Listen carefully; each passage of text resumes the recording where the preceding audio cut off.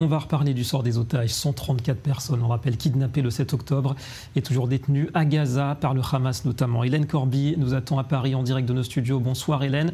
Alors on prépare une réunion importante à Paris et pour les Américains, les négociations progressent. On apprend ce soir qu'une délégation israélienne sera bien présente. Apparemment, elle sera dirigée par le patron du Mossad.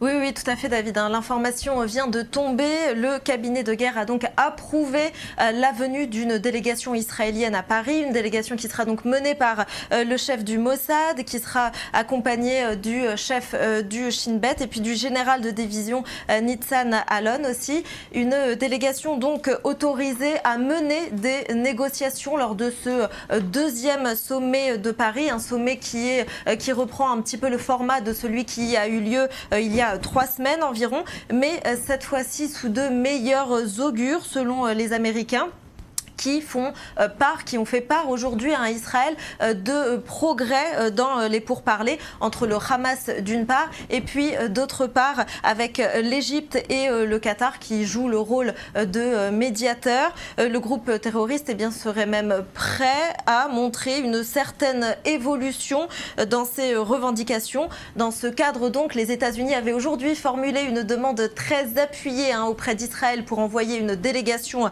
à Paris demain. Une demande qui a donc été entendue. Et puis pour les autres parties qui seront présentes demain à Paris, ce sera toujours un petit peu les mêmes que d'habitude, c'est-à-dire le Premier ministre qatari Mohamed Al-Thani, le chef des renseignements égyptiens Abbas Kemal et puis aussi le chef de la CIA William Burns. Alors c'est pas la première rencontre sur le sol européen. Hélène, il faut le dire d'ailleurs, il n'y a pas eu beaucoup de succès jusqu'ici, mais qu'est-ce qui pourrait éventuellement changer cette fois-ci ? Mais écoutez David, tout le monde semble ouvert à l'idée de faire une concession sur ces demandes. Yoav Gallant, le ministre de la Défense, est aujourd'hui prêt à élargir le cadre de l'accord sur les otages. Et puis le Hamas semble, je vous le disais, être dans de plutôt bonnes dispositions selon les médiateurs que je vous citais. Et puis il y a 2 choses qui pressent tout le monde à trouver un accord. Il y a bien sûr d'abord l'inquiétude et puis l'incertitude concernant le sort et l'état de santé des otages. Et puis, il y a aussi le fait que l'on se rapproche du Ramadan, ce mois sacré pour les musulmans qui commence le 10 mars prochain.